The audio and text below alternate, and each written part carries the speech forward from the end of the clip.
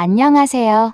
인생을 바꾸는 관점입니다. 오늘은 40대 남성분의 사연인데요. 정말 충격을 금치 못할 만한 이야기입니다. 자신의 아내가 아버지가 돌아가시고 힘들어하던 어머니를 자신이 없을 때를 틈타 굶기고 방에 가둬 학대했다고 하는데요. 치밀한 그녀의 계획의 아들은 정말 오랫동안 이 일을 알지 못했다고 합니다. 과연 이 부부와 어머니에겐 어떤 일이 있었던 걸까요? 과연 사연자분은 어떻게 이 일을 해결하셨을지 지금 바로 들어보시죠. 문을 열고 들어온 순간 귀를 의심할 정도로 거친 숨소리가 들렸습니다. 며칠 전부터 냉랭한 기운이 감돌던 집 안이었는데 지금은 차마 표현하기조차 어려운 공기가 온 집안을 휘감고 있다는 느낌이 강렬했습니다. 거실 중앙에 서 있는 아내의 모습이 눈에 들어오자 저도 모르게 온몸에 긴장감이 감돌았습니다.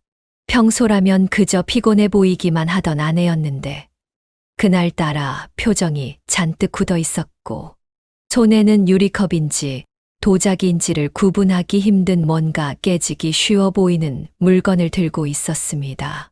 저는 안방에서 나오려다 그대로 얼어붙었습니다. 아내가 제게 가까이 걸어오는 행동이 어딘가 섬뜩했거든요. 당신, 왜 이제 들어와? 회사에서 바쁘다지만 사람이 예의라는 게 있잖아. 아내가 차분한 말투를 쓰려 하는 듯 했지만 묘하게 날카로운 느낌이 서려 있었습니다. 저는 서류 가방을 바닥에 내려놓으며 힘겹게 대답했습니다. 원래라면 더 늦게 왔을 거야. 내일도 출근인데 빨리 마치고 오느라 정신이 없었지. 그런데 표정이 왜 그래? 무슨 일이 있었어? 당신은 바빠서 모르겠지. 하지만 가장이라면 이 집에서 무슨 일이 일어나는지 알아야 하지 않아? 어머니 때문에 내가 얼마나 고생하는데 왜 나를 무시하는 것처럼 느껴지는 거냐고. 가슴이 쿵 내려앉았습니다. 사실 며칠 전부터 어머니와 아내 사이에 작은 충돌이 있었다는 걸 알고 있었지만 이 정도로 심각한 문제라고는 생각하지 못했습니다. 저는 당황한 기색을 감추지 못한 채 아내에게 조심스럽게 물었습니다. 무슨 말이야? 무시라니. 회사 일이 바쁘기도 했고 아내인 당신을 믿고 어머니를 부탁해둔 거잖아. 지금까지 별 문제 없다고 생각했는데 어머니가 아직 아버지 돌아가신 뒤 슬픔에서 못 벗어나셔서 당신이 힘들다는 걸 알지만 힘들다? 힘든 정도가 아니야. 당신은 모를 거야. 어머니가 며칠 전에는 음식도 거부하고 방에 틀어박혀서 아예 안 나왔어. 남들은 그걸 들으면 내가 굶겼다고 생각하겠지? 본인이 바깥에 나오질 않으니까 내가 밥이라도 가져다 주려 하면 문도 안 열어주고 내가 어떻게 해야 하냐고. 아내는 날카로운 눈빛을 띠며 저에게 한 발 다가왔습니다. 저도 모르게 한 걸음 물러섰죠. 창백해 보이는 아내 얼굴이 그 순간 왠지 무섭게 느껴졌습니다. 설마 당신 내 어머니한테 심한 소리를 하거나 거칠게 군 건 아니야? 어머니가 문을 열지 않을 이유가 없잖아. 내가 뭐 때문에 어머니한테 험한 말을 하겠어? 이건 다 당신이 어머니만 감싸고 내 입장은 들으려 하지 않으니까 벌어진 일이잖아. 당신 어머니는 내가 돌보는 게 못마땅한지 방 안에서 조용히 숨어 있고 나중에 당신한테만 잘하는 척하니까. 아니야. 어머니는 우울증이 심해졌고 아버지를 잃은 슬픔에서 아직 못 벗어나신 거야. 그 슬픔 운운하는 것도 이젠 진절머리가 난다. 나도 직장 생활하며 결혼해서 들어왔는데 어머니는 맨날 우울해하고 한숨 쉬고 나만 보면 냉랭하게 굴면 내가 기분이 어떻겠어? 당신은 돈 벌어야 한다는 핑계로 날 하녀 부리듯 여기고 방치해왔고. 무슨 소리야? 한여라니. 그런 식으로 말하지 마. 그럼 뭘로 표현해야 해? 요즘엔 노골적으로 어머니가 날 피하고 있어. 다가가면 눈빛이 어두워지고 당신 앞에서만 괜찮은 척 연기하잖아. 내가 조금이라도 짜증내면 어머니는 한없이 피해자처럼 굴고. 그러면 당신은 무조건 나만 나쁜 사람으로 몰잖아. 제 심장이 쿵쿵 뛰었습니다. 아내의 이야기가 사실이라면 어머니 상태가 꽤나 심각하게 나빠진 게 아닐까 싶으면서도 왜 이렇게까지 되도록 내가 몰랐을까 하는 자책감도 들었습니다. 계속 이렇게 싸우기만 하면 어머니 상태가 더 나빠지실 수 있어. 서로 흥분하기 전에 대책을 세우자고. 전문 간병인이든 요양원이든 알아볼 테니까. 이 시점에서 아내가 다시 한 발 가까이 다가왔습니다. 저는 그녀의 손에 들린 유리컵을 보며 슬쩍 쓴웃음을 지었습니다. 던지려는 기세까진 아니었지만 어딘가 협박 같은 느낌을 지울 수 없었습니다. 당신이 지친 건 인정해. 나도 회사 일에 치여서 꼼꼼히 신경 못 써준 건 맞아. 그렇지만 어머니도 아버지를 갑자기 잃은 뒤 정신을 잘 못 차리고 계시잖아. 나름대로 노력하고는 계시는데 왜 이렇게 화가 난 거야? 왜 화가 나냐고? 솔직히 말해서 당신 어머니. 내가 보기엔 거의 정신병자야. 내가 그걸 어떻게 감당하냐고? 설마 그래도 당신 어머니한테 직접 그렇게 말하거나 큰 소리 치거나 가두거나 그런 짓은 하지 않았지? 가두다니. 말도 안 돼. 어머니가 원해서 방에 들어앉은 건데. 내가 뭐 어쨌다고. 그 말을 듣자 괜히 마음이 뒤숭숭해졌습니다. 지금 어머니가 너무한 것처럼 보일 수도 있지만 이상하게 아내 말을 그대로 믿어야 할지 의심이 생기더군요. 어머니가 자발적으로 방에 숨어 지내실 분은 결코 아닌데 설령 우울증이어도 평생 본 적 없는 모습이잖아. 장례식 때도 많이 우셨지만 저런 식으로 스스로 고립한 적은 없었단 말이야? 어쨌든 해결책 좀 내놔.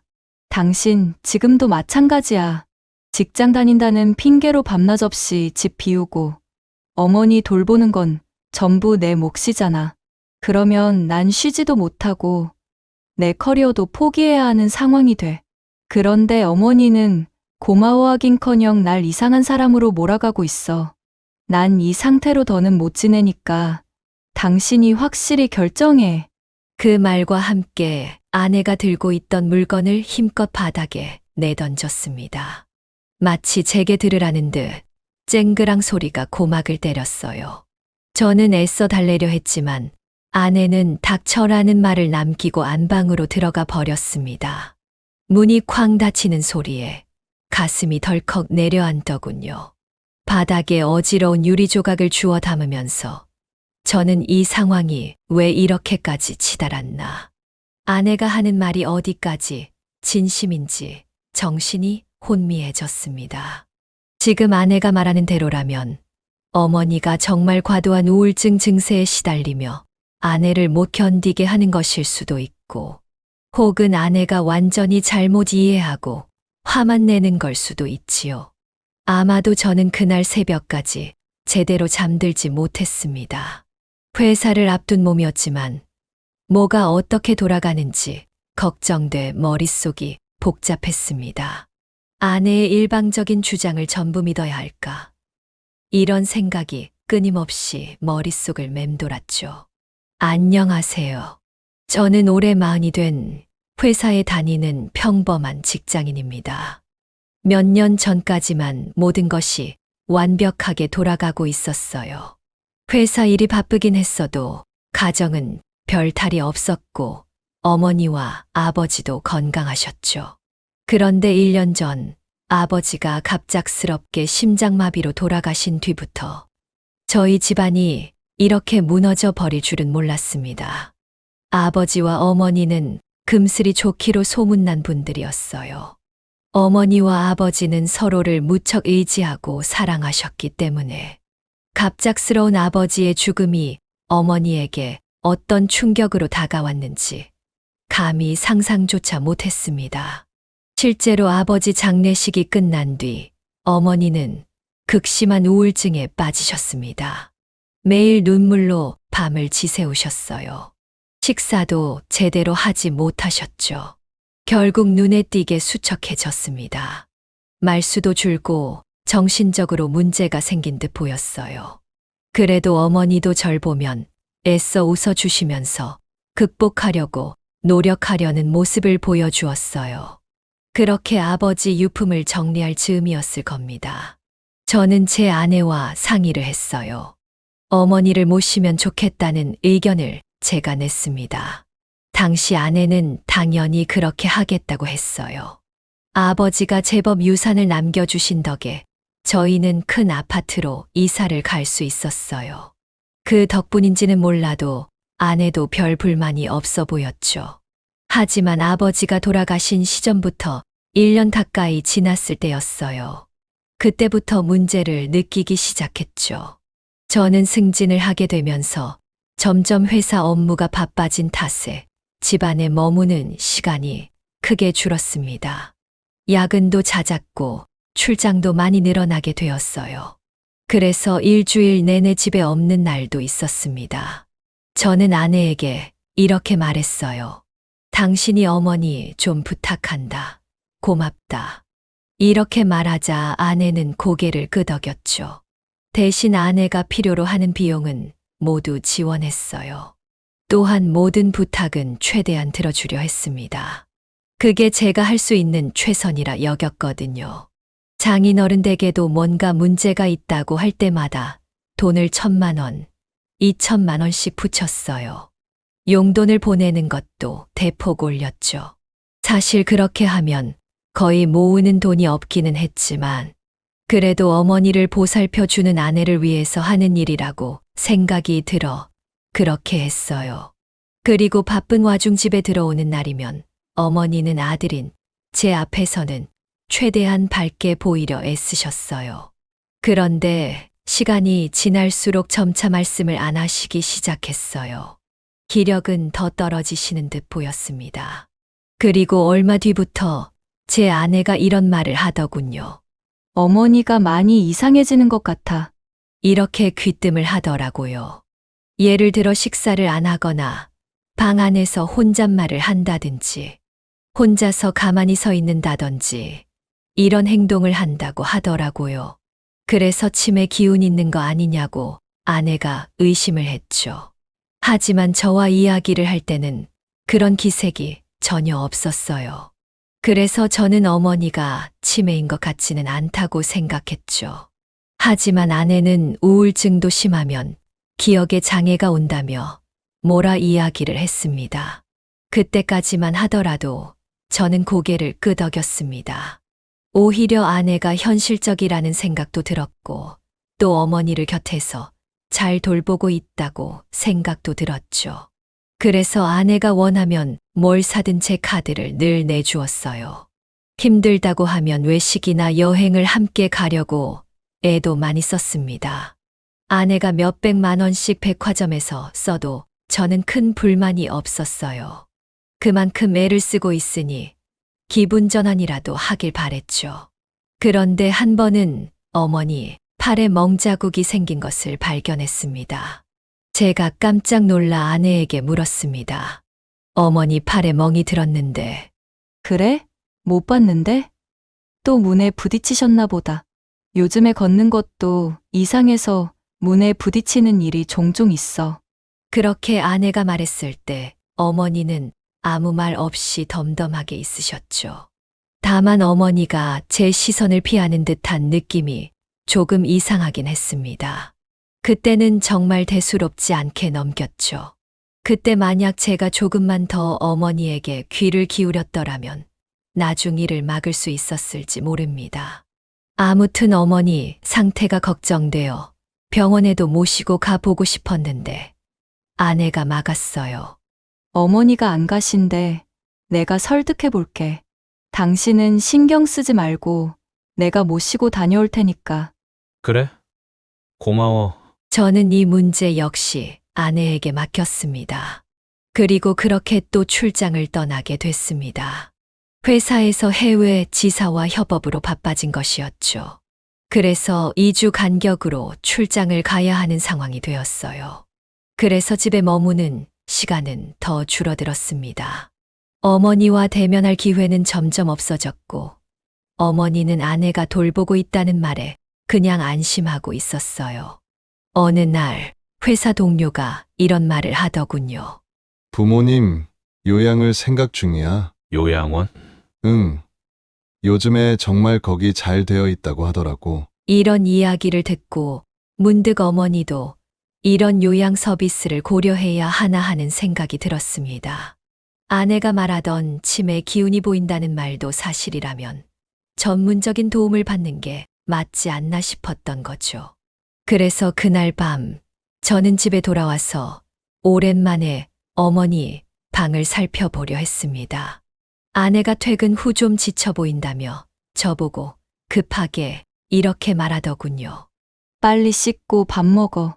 그랬기에 일단은 씻고 거실에서 식사를 먹었습니다. 그래서 저는 잠깐 숟가락을 놓고 조용히 방문을 두드렸어요. 하지만 대답이 없었습니다. 노크를 몇 번 더 하고 방문 틈으로 말했죠. 어머니, 주무세요. 그러나 여전히 정막만 감돌았습니다.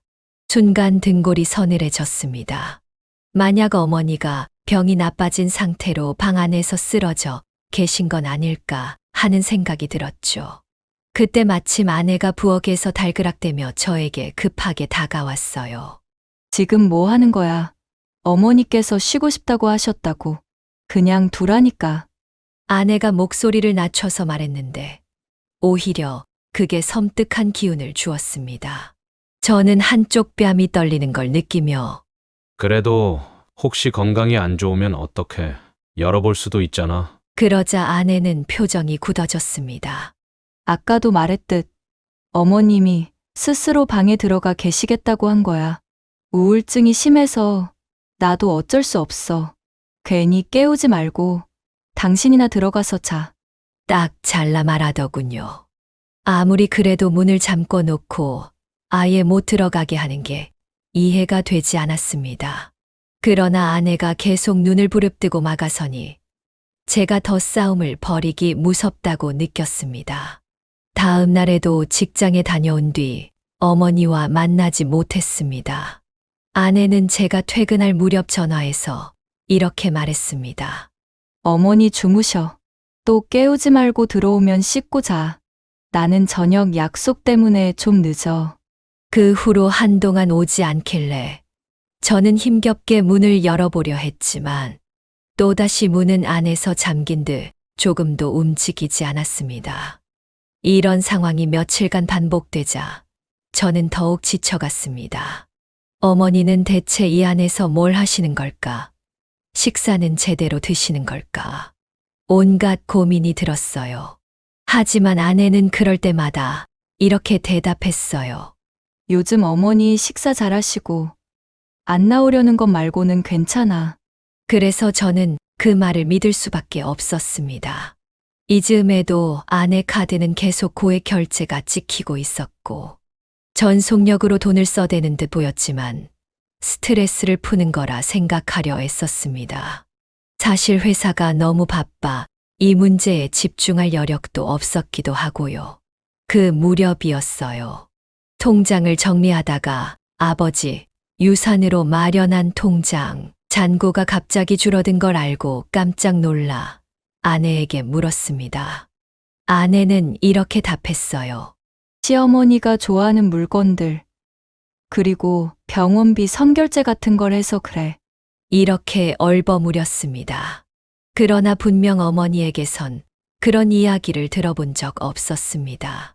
어머니 병원에 모시고 갔으면 영수증이라도 이렇게 말을 하려다 말았습니다. 괜히 또 싸움이 날까 두려웠고 제가 벌고 아내가 관리하는 재정 구조도 꽤 오래되었기에 긴가민가 하며 넘어갔죠. 돌이켜보면 그때가 가장 치명적이었습니다. 제가 아내 말만 듣고 어머니에게 한 번이라도 직접 확인하지 않았다는 게. 하지만 출장이 줄어들 기색이 없었고 집에 들어올 때마다 아내가 이리저리 핑계를 대면서 어머니 얼굴 볼 시간을 차단했으니 무엇을 어떻게 알 수 있었을까요? 저는 참으로 어리석었습니다. 그러다 어느 날 밤 호텔에서 출장 서류 정리하던 중 문득 어머니가 얼마나 외로우실까 하는 생각에 울컥했습니다. 그러나 아내에게 전화를 걸면 어머니 주무신다는 메시지만 왔어요. 그러길 여러 번 반복한 터라 또 연락이 안 될 게 뻔했습니다. 그때 잠깐이나마 회사에 쌓인 휴가를 몽땅 써서 집에 급히 돌아가 볼까 생각했지만 상사가 저를 꼭 필요로 했기에 차마 그러지 못했습니다. 이 역시 아니란 태도였다고 뒤늦게 수없이 자책했습니다. 그렇게 귀국을 하게 되었어요. 바로 어머니를 뵈려고 했지만 아내가 만류했죠. 잠드셨어. 무리하게 깨우면 더 힘들어 하셔. 이런 이유로 어머니 보는 것을 계속 막았습니다. 이때는 뭔가 이상하더군요. 그래도 출장을 갔다 오면 항상 어머니를 잠깐이라도 뵙고는 했었거든요. 그런데 최근 한 달은 아예 밤에는 어머니의 얼굴을 못 보기 시작했습니다. 저는 아내에게 뭔가 이야기를 하고 싶었지만 너무 피곤했어요. 그래서 그냥 아내 말에 수긍하면서 어머니를 따로 뵙지는 않았습니다. 그런데 그렇게 안방으로 들어갔는데 안에 신용카드 명세서가 있더군요. 슬쩍 열어봤는데 고액 쇼핑 내역이 여러 건 찍혀 있었습니다. 평소 스타일에 비해 지나치게 큰 금액이었고 그것도 연속으로 결제된 게 이상했습니다. 이거 돈 너무 큰 돈인데 어디에 쓴 거야? 어머니 물건 좀 샀어. 노인 케어 영양제랑 용품들이 생각보다 비싸더라고. 이렇게 이야기를 하더라고요. 저는 고개를 끄덕였지만 뭔가 찝찝한 느낌이 들기 시작했죠. 그렇게 며칠이 지났을 때 또다시 해외 장기 출장을 갔다 와야 하는 상황이 되었습니다. 앞에 들으셨듯이 아내가 유리컵을 던지고 한 것이 바로 이때 싸운 것이었습니다. 참 이때라도 눈치를 챘어야 했는데 싶었습니다. 아내가 유리컵을 집어 던질 줄 몰랐던 저는 애써 예민해져서 그렇겠지. 그런 생각을 했어요. 하지만 충격은 쉽게 가시질 않았습니다. 깨끗하게 유리들을 치운 뒤 저는 현관에 멍하니 서서 거실을 둘러봤습니다. 잔뜩 비뚤어진 가구, 바닥에 나뒹구는 잡동사니 집안 꼴이 말이 아니더군요. 집 안이 이 지경인데 어머니 방 안은 과연 어떤 상태일까? 격렬한 말다툼으로 인해서 아내의 진심을 알아버린 상황이었습니다. 그래서 더욱 걱정이 되었어요. 저는 바로 어머니 안부를 살피려고 방으로 다가갔지만 역시나 문이 잠겨 있었습니다. 열쇠라도 찾아서 열어보고 싶었지만 이 집안의 모든 물건은 아내가 가지고 있었죠. 노크를 여러 차례 해봤지만 아무 응답이 없었어요. 어머니, 저예요, 어머니. 계속 제가 말했지만 어머니는 방에서 응답이 없으셨죠. 게다가 아내도 안방에서 나오지 않았습니다. 부수고 들어갈까 생각도 했지만 그러지 않았어요. 하지만 어머니를 충격에 빠뜨리거나 놀래키고 싶지 않았어요. 결국 밤이 깊었고 저는 너무나도 지친 상태였습니다. 고민하다가 회사에 메일을 보냈어요. 개인 사정으로 내일 오전 늦게 출근하겠다고 양해를 구했습니다. 그 후 아내가 안방에서 나오기 기다렸지만 끝내 나오지 않았어요. 그렇게 어느새 저는 소파에서 잠이 들었어요. 새벽 무렵이었을 겁니다. 잠깐 현관문 열리는 소리가 나길래 보니 아내가 집 밖으로 나가는 듯 했어요. 잠이 깬 저는 기척을 살펴보려 했지만 그럴 수가 없었죠. 며칠간 과로한 몸이 너무 무거웠기 때문입니다. 그래서 다시 소파에 고꾸라지듯 쓰러져 잠들었습니다. 다음 날 제가 눈을 뜬 건 오전 10시였어요. 빠르게 샤워하고 아내에게 전화해봤지만 연결되지 않았습니다. 어머니 방에 가보니 여전히 문이 굳게 잠겨 있었어요. 이제는 도저히 안 되겠다. 무슨 일이 있는가 싶어 집안을 뒤졌어요. 열쇠를 찾기 위해서였죠.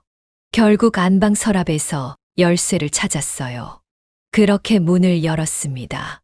그런데 막상 방문이 열리자 방 안은 텅 비어 있었습니다. 어머니가 어딜 가셨지?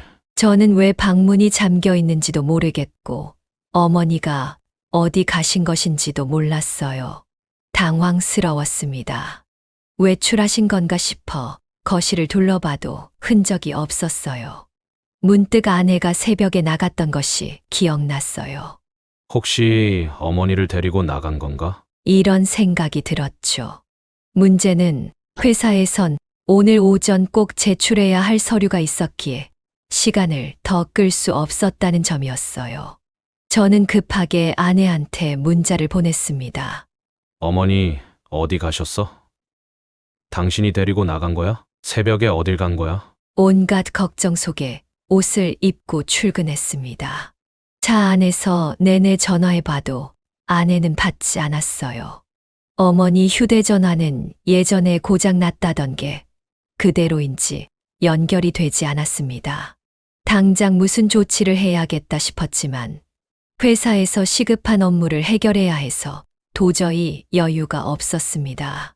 눈앞이 하얗게 되어 일도 손에 잡히지 않았지만 어쩔 수 없었습니다. 그렇게 오후가 되자 아내가 메시지 하나를 보내왔습니다. 어머니랑 병원 왔어. 왜 이렇게 문자를 해? 새벽은 무슨 새벽이야. 아침 6시 반이었어. 여기 좀 멀리 있는 곳이라 일찍 출발했어. 그제야 저는 길게 한숨을 내쉬었어요. 어머니가 어디 가신지 알았으니 홀가분해야 했지만 그렇지 못했어요. 계속 깨름칙한 느낌이 사라지지 않았습니다. 그 사이 상사가 제게 전화가 왔습니다. 해외 지사에서 갑작스러운 이슈가 터졌어. 내일 당장 다시 출장 가야 해. 비행기는 잡아놨으니까 당장 내일 새벽에 출발해. 이렇게 이야기를 했습니다. 도리가 없었습니다. 결국 알겠다고 하고 전화를 끊었습니다. 그러자 한숨이 절로 나왔습니다. 방금 전까지 어머니의 일로 신경이 너무 쓰이는 상황이었는데 또 해외 출장이라니. 이러다가는 어머니가 어떤 상태인지 아예 모르고 출장까지 갈 것 같았어요. 그날 집에 돌아오니 여전히 아내는 없었습니다. 아내에게 전화를 했어요. 그제야 전화를 받았습니다. 어머니, 어디 가셨어? 어머니, 병원 오니까 컨디션이 안 좋아서 며칠 입원하기로 했어. 뭐? 어디가 뭐가 어떻게 안 좋길래? 노인네들 아픈 데가 한두 군데겠어? 일단은 그냥 컨디션 관리 차원에서 입원한 거니까 너무 걱정하지 마. 거기다 내가 돌보고 있잖아. 결국 그렇게 연락을 받은 것이 끝이었어요. 결국 다음날 다시 해외로 출장을 갔죠. 현지에서는 저도 정신없이 바빴습니다. 그래서 제대로 된 연락 시도조차 많이 못했죠. 이게 결정적인 패착이었습니다. 아무리 바빠도 그 시점에 제가 어머니가 입원했다는 병원을 찾아가거나 최소한 국내 지인들에게 부탁해 사실을 확인시켜 봤다면 좋았을 겁니다. 그런데 그러질 못했습니다. 제가 너무 바보 같은 결정을 한 것이었죠. 그때까지만 하더라도 아내를 믿고 있었으니까요. 이번 출장은 길어서 무려 3주나 집을 비우게 되었어요. 그리고 일이 끝나자마자 집으로 가는 비행기를 잡았어요. 그래도 마지막에 일이 잘 진행되어 아내에게 말한 기한보다 더 빨리 올 수 있었던 거였어요. 출장을 마치고 귀국한 날, 공항에서 곧장 집으로 차를 몰았어요. 차 안에서 오로지 이런 생각만 했죠. 어머니 무사히 퇴원하셨을까? 괜찮으신가? 그동안 아내와 수차례 연락을 시도했지만 되질 않았어요. 그냥 어머니가 잘 있다는 그런 메시지만 보내올 뿐이었어요. 차에서 내리자마자 집 문을 열고 들어갔는데 현관에 낯선 냄새가 밀려왔습니다. 어딘가 오래된 곰팡이 냄새 같고 바닥엔 물기가 가득했습니다. 눈살을 찌푸리며 불을 켰더니 거실은 텅 비어 있고 아내도 보이지 않았습니다. 저는 곧바로 어머니 방으로 달려갔습니다. 역시 문이 안에서 잠긴 듯 열리지 않았고 저는 강제로 힘껏 잡아당겼습니다. 흔들리는 문 사이로 고약한 악취가 훅 풍겼습니다. 순간 머릿속이 새하얘지며 설마 하고 문을 밀쳐냈습니다. 그리고 방 안이 드러나는 순간 저는 비명을 지를 뻔했습니다. 음식을 방치해 곰팡이가 피고 썩은 흔적, 미처 치우지 않은 쓰레기들, 쓰러져 있는 어머니, 그리고 막혀 있는 창문. 제가 상상했던 것 이상의 지옥 같은 광경이었습니다. 어머니는 방 한가운데서 꼼짝 못하고 거의 의식 없이 누워 계셨습니다. 입술은 바짝 말라 갈라져 있고 얼굴은 해골처럼 뼈가 드러나 보일 정도로 말랐습니다. 평소 토실토실했던 손목마저 가늘고 창백했습니다. 저는 숨도 고르지 못한 채 다가가 손을 잡아 흔들었습니다. 어머니! 어머니! 정신 차려보세요! 제 목소리에 반응하듯 어머니가 옅게 신음했습니다. 그러곤 흐릿한 눈으로 저를 겨우 알아보고 눈물을 흘렸습니다. 말은 잘 나오지 않는지 목이 탁 막힌 소리만 내셨고 배가 고프다고 하는 것 같았습니다. 저는 냉장고 쪽으로 달려갔지만 거긴 텅 비어 있었습니다. 물도 전혀 없었고 주방 쪽은 마치 난장판처럼 정리가 안 되어 있었어요. 저는 당황해 세면대에서 물을 받아 컵에 담아 방으로 돌아갔습니다. 어머니는 떨리는 손으로 그 물을 받아 마시며 눈물 범벅이 되었습니다. 아들아, 미안하다. 무슨 일이에요, 어머니? 너무 힘들어서 죽고 싶어. 거기까지 듣고 저는 더 이상 말을 잇지 못했습니다. 가슴이 미칠 듯 두근거리고 분노와 슬픔이 뒤섞여 입술이 달달 떨렸습니다. 아내는 도대체 무엇을 한 것인지 어머니를 병원에 입원시키겠다면서 왜 이렇게 방을 엉망으로 만들어 놨는지 이해가 되질 않았습니다. 설마 내가 없을 동안 항상 이렇게 방에 감금한 건가? 이런 생각이 들었어요. 온몸이 부들부들 떨렸습니다. 저는 얼른 구급차를 불러야겠다 싶어 119에 전화를 걸었습니다. 그 사이 어머니를 옮길 준비를 하려 했지만 탈진 상태의 어머니를 어떻게 들어 올려야 할지 방 안이 좁고 어지럽혀져 있어 쉽지 않았습니다. 결국 저는 집 현관 앞에서 119 대원들을 맞이했고 방 안을 본 대원들도 기겁했습니다. 그중 한 대원이 이런 말을 하더군요. 보호자 되십니까? 네, 아들입니다. 현장을 보니까 학대가 의심됩니다. 맞는 것 같습니다. 저는 그 말에 동의를 했어요. 그리고 급하게 어머니를 구급차에 태워 인근 병원으로 이송했습니다. 응급실에서 의사는 영양실조, 탈수, 그리고 몇 군데 상처나 멍이 있다는 진단을 내렸습니다. 정신적 충격도 커 보여 입원 치료가 시급하다고 했습니다. 무슨 말이 필요했을까요? 아내가 이런 짓을 한 거라고밖에 볼 수 없었습니다. 병원에 입원시킨다고 했던 것도 저에게서 이런 어머니 꼴을 감추기 위한 것이었어요. 제가 그동안 가정에 소홀하고 신경을 못 썼던 틈을 타서 어머니를 완전히 감금하고 폭력을 저질렀던 것입니다. 그제야 저는 경찰에 전화해 노인학대를 신고했습니다. 혹시 내가 잘못 생각하는 건 아닐까? 이런 망설임이 잠깐 스쳐갔습니다. 하지만 방 안의 처참한 상태가 모든 걸 말해주고 있었습니다. 아내가 어떤 형태로든 어머니를 감금하고 방치했다고 확신할 수 있었지요. 경찰은 신고를 받자마자 제 집으로 왔고 곳곳을 조사하며 증거를 확보했습니다. 그리고 아내를 찾으려 했지만 아내는 집에 없었습니다.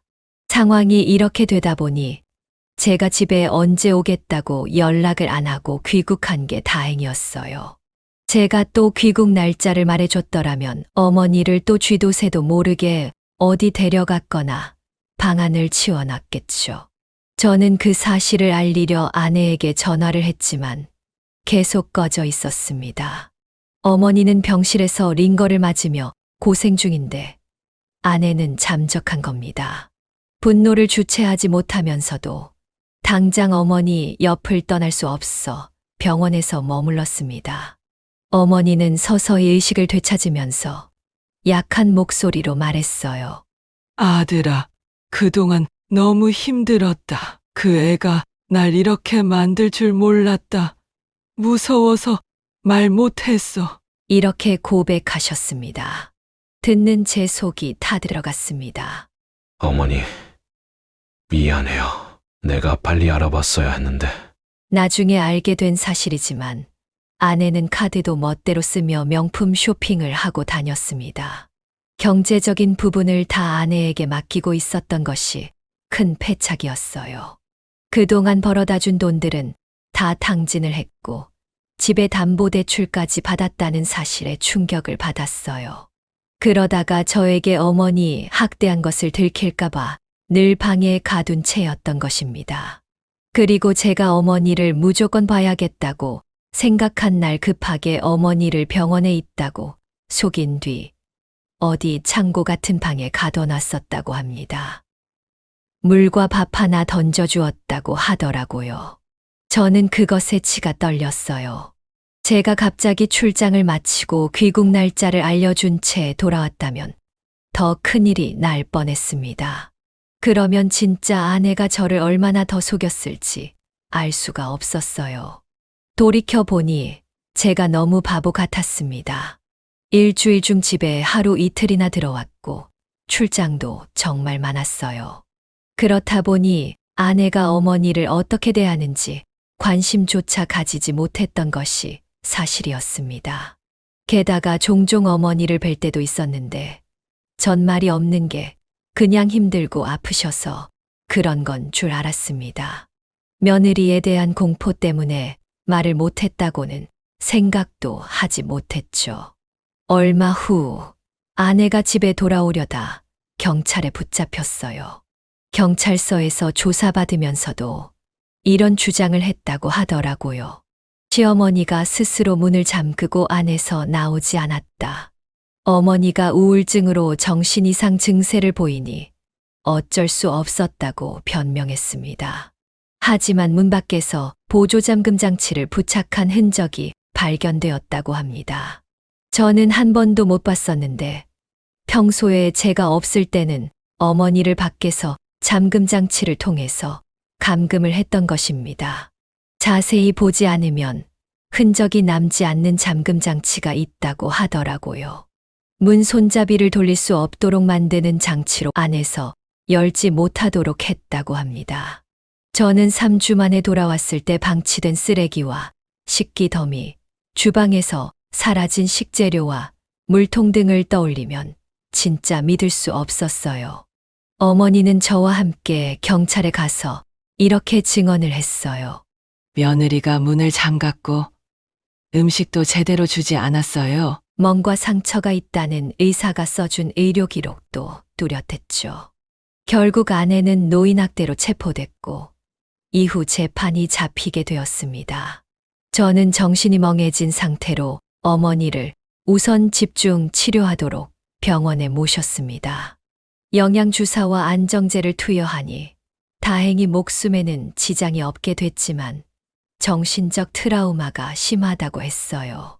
게다가 어머니는 병실에 혼자 누워 계실 때마다 문을 닫는 걸 극도로 싫어하셨고 작은 소리에도 겁에 질려 사셨습니다.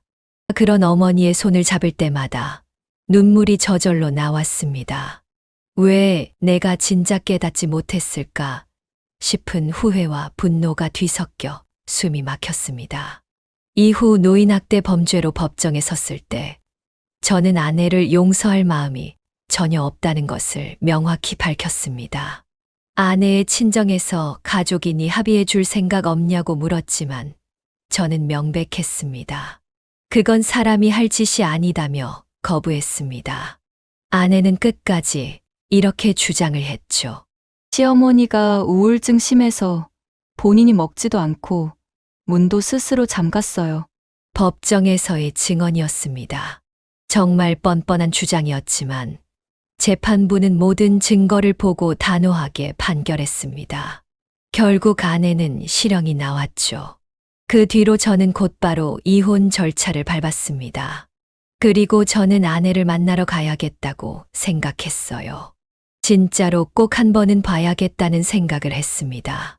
법적인 처벌을 받게 되었지만 도대체 왜 이런 일을 벌였는지 그 진실을 알고 싶었습니다.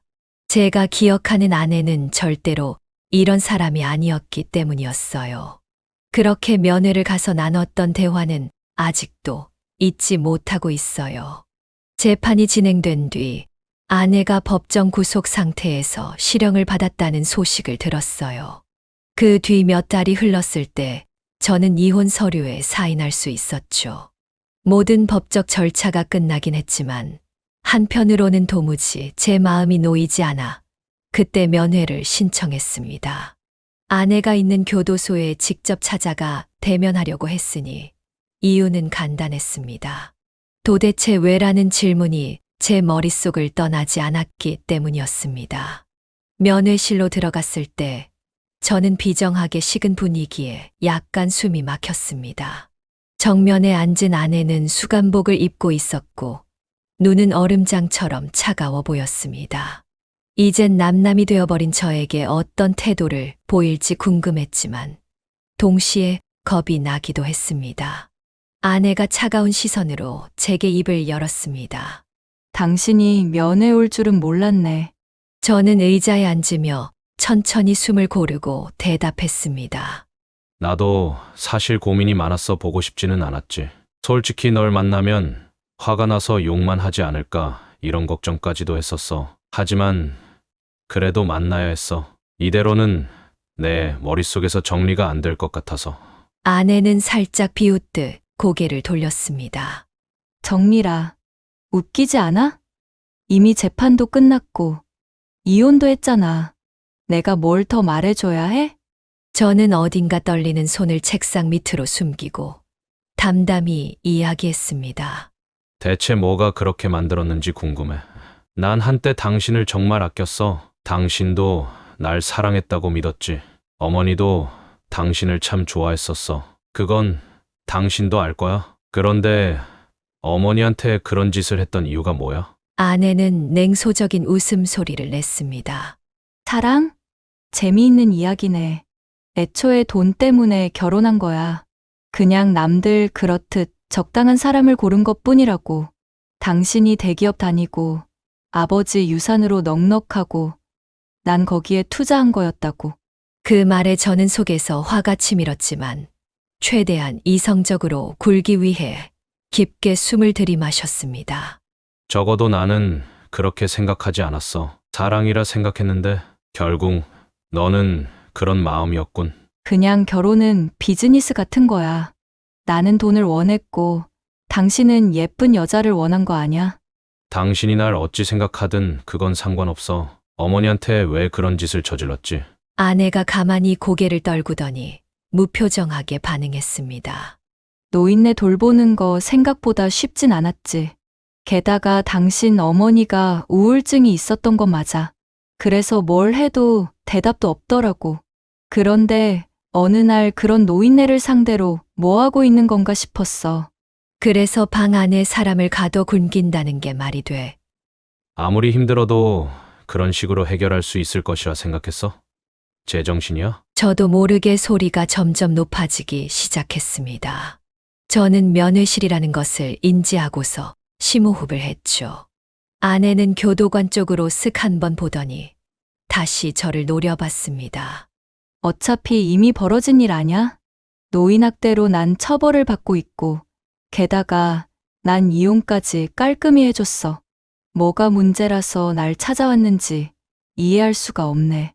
애초에 널 이해할 수 있을 것이라 생각하진 않았지만 이야기를 할수록 너는 인간 쓰레기네. 저는 짜증이 솟구쳤습니다. 처음부터 어쩌면 절 속였을지도 모른다는 생각이 들었기 때문이었죠. 그 말이 제 가슴을 후벼 팠습니다. 아내가 태연히 그렇게 말하다니 숨조차 막힐 지경이었죠. 교도관이 우릴 신경 써서 쳐다보는 걸 느꼈고 저는 목소리를 낮추려 노력했습니다. 어머니가 악몽에 시달렸다고? 문만 닫아도 두려워하고 밤마다 헛소리까지 하셨다더라? 당신이 정말 인간이 맞아? 그러자 아내는 약간 짜증난 얼굴을 하고 몸을 뒤로 젖혔습니다. 이미 재판부가 판결 내렸고, 난 여기서 벌 받고 있어. 당신은 뭐가 부족해서 면회까지 와서 나를 다시 비난해. 내가 죗값 치르고 있잖아. 그건 당연하고, 나 역시 이혼을 결심했지만, 그래도 이런 짓을 할 정도로 당신이 절망하거나 미쳐 있었다면 그 이유라도 알고 싶어서 온 거야. 그래도 내가 한때 모든 걸 다 줬었던 사람이니까. 아내는 한동안 침묵했습니다. 손톱을 뜯으며 생각에 잠긴 듯 보이더니 쓴 웃음을 지었습니다. 그거 알아? 사실 당신 어머니가 당신의 구세주일 수도 있어. 그건 또 무슨 소리야? 봐봐, 나는 사실 적당히 당신 등골이나 빼먹다가 돈 없으면 버릴 생각이었거든. 그런데 갑자기 그 노인이 내 삶에 끼어드는 바람에 문제가 생겼지. 난생 생각해 본 적도 없는 시집살이라니. 어쨌거나 그 노인이 죽었으면 싶었는데 결국 살아서 나를 이렇게 만들었네. 그러니까 당신은 어머니한테 감사해야 해. 아내가 끝내 진심을 실토하는 것 같았습니다. 그리고 등골이 서늘해졌습니다. 무언가 덜컥 내려앉은 심정이었어요. 아내는 사이코패스 같은 그런 것인지도 몰랐죠. 아내는 어두운 웃음을 지었습니다. 어머니가 무사한 걸 다행으로 알아? 어머니가 잘못되셨으면 당신은 무사하지 못했을 거야. 무서워 죽겠네. 사실 노인네야 죽든 말든 상관없었지. 나도 이젠 그때를 돌이켜보면 재밌긴 해. 재미라고? 그래. 나도 내가 어디까지 바닥인지 몰랐거든. 솔직히 직접 죽이는 것까진 못하겠더라고. 저는 잠시 할 말을 잃었습니다. 사람이 이렇게까지 악랄해질 수 있다니 슬프고 무서웠습니다. 아내가 원래 이런 사람이었는지 아니면 어딘가서 잘못된 길을 들어선 건지 판단조차 되지 않았어요. 저는 아내는 싸늘하게 쳐다보았습니다. 그러자 아니, 그 여자가 말했죠. 당신이나 나나 이제 남남이잖아. 그럼 됐지 않아? 이제 돌아가. 나도 여기서 복역 끝나면 내 인생 알아서 살 거니까. 뭐 미운정이라도 있다면 돈이라도 좀 주던가. 말 같지도 않은 차가운 응답을 듣고 나니 더 이상 얘기할 가치를 못 느꼈어요. 하지만 속에서 마지막 한마디가 울컥 올라왔습니다. 부디 지난 일들을 후회하길 바라. 최소한 인간이라면. 아내는 제 시선을 피하며 조용히 눈을 감았습니다. 글쎄, 당신이 그렇게 말해봐야 내 처지가 나아지진 않잖아. 저는 대화를 더 이어갈 생각이 없었습니다. 교도관이 시간을 알리는 신호를 보내자 저는 천천히 의자에서 일어났습니다. 가슴이 아팠고 동시에 분노와 허탈감이 뒤섞여 있었습니다. 이 사람은 진심으로 반성도 안 하는구나 하는 확신이 들었거든요. 아내가 재판 중 보여줬던 태도와 별반 다르지 않았습니다. 일어나서 뒤돌아서는 순간 아내가 작은 목소리로 중얼거렸습니다. 그 노인네 살아있지? 굶기긴 했어도 죽진 않았을 텐데. 저는 소름이 돋아 뒤돌아봤지만 아내는 제 표정을 보지 않은 채 바닥만 내려다보고 있었습니다. 그 한마디가 그녀가 정말 반성하지 않는다는 사실을 결정적으로 알려준 듯 했습니다. 저는 한동안 말없이 그녀를 노려보다 힘겹게 발걸음을 뗐습니다. 교도관이 제게 말했습니다. 면회 끝나셨으면 따라오시죠. 저는 무감각한 발걸음으로 면회실을 빠져나왔습니다. 밖으로 나오자 가슴이 답답해 숨이 턱 막혔습니다. 왜라는 물음도 여전히 그대로였고 오히려 더 참혹한 무엇인가를 봤기 때문에 가슴이 답답했습니다. 다만 이제 그 답을 찾는 건 부질없다는 생각이 들었습니다. 이 사람은 바뀌지 않을 테니까요. 교도소 바깥 공기는 차가웠습니다. 주머니 속에서 휴대전화를 꺼내 시간을 보니 어머니가 기다리는 병실 면회 시간이 다가오고 있었습니다.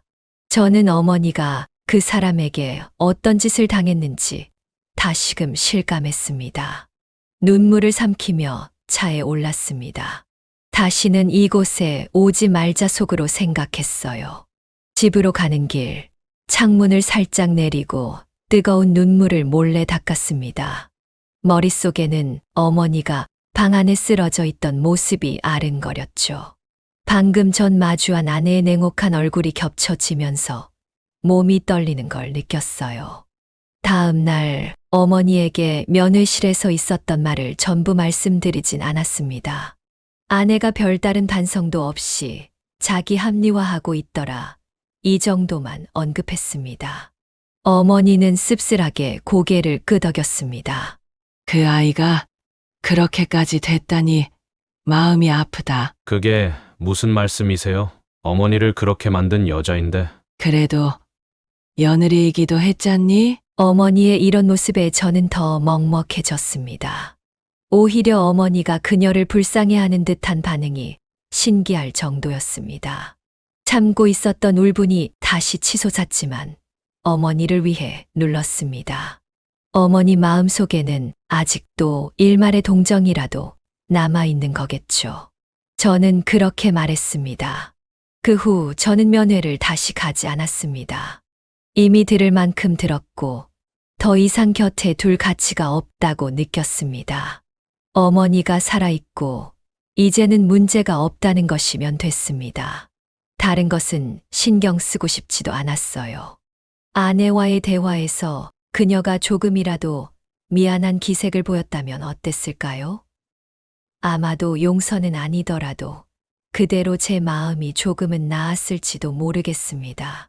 하지만 아내가 끝내 보여준 건 돈과 욕심, 시어머니를 학대했다는 사실을 인정하고서도 반성할 기색 없는 모습뿐이었습니다. 사건이 일단락되자 제가 다시 돌아보게 된 건 어머니의 건강이었습니다. 몸은 서서히 회복되고 있었지만 마음은 심하게 부서져 있었습니다. 남편 잃은 슬픔도 크지만 며느리 손에 학대를 당했다는 배신감이 컸을 테지요. 저는 회사에 재택근무를 신청해 한동안 어머니와 동거하며 돌보았습니다. 아버지가 계실 때 제가 해야 할 책임을 다하지 않았다는 마음에 이제 더 늦기 전에 효도해야겠다고 결심했습니다. 어머니는 같이 생활하시면서 이렇게 말씀하셨어요. 내가 미리 말 못해 미안하다. 어머니, 탓이 아니에요. 저도 그런 여자는 처음 봤어요. 다행이에요. 이제는 건강을 되찾으셔서. 하루하루 이런 대화가 꼭 껴 있었습니다. 아직도 어머니는 그 후유증에서 벗어나는 중이었죠. 게다가 아내가 이미 처벌받으니 이제 더 두려워할 필요 없다고 말씀드렸습니다. 그렇지만 어머니는 밤마다 악몽을 꾸셨고 문이 닫히기만 해도 소스라치게 놀라셨습니다. 한 번은 욕실 문 닫고 씻는 제게 이렇게 말씀하시더군요. 열어놔라. 혹시 모르지 않니? 감금당한 기억이 어머니에게 이렇게나 심각한 후유증을 남긴 겁니다. 그럼에도 불구하고 시간이 흐르자 조금씩 웃음을 되찾으셨습니다. 밖에서 산책하자고 설득했을 때 처음엔 거절하셨어요. 하지만 며칠 뒤 이러시더군요. 그래도 아들 손잡고 공원은 가보고 싶구나. 그래요. 어머니 같이 나가요. 그렇게 공원 산책길을 가볍게 걷고 나니 어머니 얼굴에 혈색이 좀 돌았습니다. 그날 집에 와서 오랜만에 간단한 국이라도 끓여보겠다고 하셔서 제가 손을 잡아 말렸습니다. 아직 기운이 완전히 돌아오지 않으셨잖아요. 아니다. 이 정도는 할 수 있어. 결과물은 약간 허술했지만 그게 무슨 상관일까요? 어머니가 다시 뭔가를 하겠다고 마음먹은 것 자체가 기적 같은 변화였으니까요. 이제는 조금씩 나아가려고 합니다. 어르신들을 위한 봉사도 다니게 되었어요. 그런 일을 겪으니 도대체 얼마나 많은 어르신들이 그런 일을 겪을까 궁금하기도 했었습니다. 봉사를 나가니 학대를 당한 노인분들이 정말 많더군요. 저는 다시는 어머니와 같은 일을 겪는 사람들이 없길 바라는 마음이 큽니다. 어머니가 완전히 좋아질 때까지는 직장을 바꿔서라도 돌볼 생각입니다. 어머니가 하루빨리 건강해지면 좋겠어요. 지금까지 제 이야기를 들어주셔서 감사드립니다. 힘든 일이 있다면 꼭 주변 분들에게 알리세요. 다들 항상 건강하시고 행복하세요. 네, 오늘 이야기는 어떠셨나요? 오늘 이야기를 듣고 어떻게 생각하시는지 어머님, 아버님의 생각을 댓글로 공유해주세요. 저는 또 다른 사연으로 찾아뵙겠습니다. 좋아요, 구독, 알람 설정을 통해 앞으로도 따뜻한 정을 나눌 수 있게 함께 해주세요. 어머님, 아버님의 삶의 지혜와 경험을 나눌 수 있는 통로가 되겠습니다. 오늘도 인생을 바꾸는 관점을 통해 사연을 들어주셔서 감사합니다.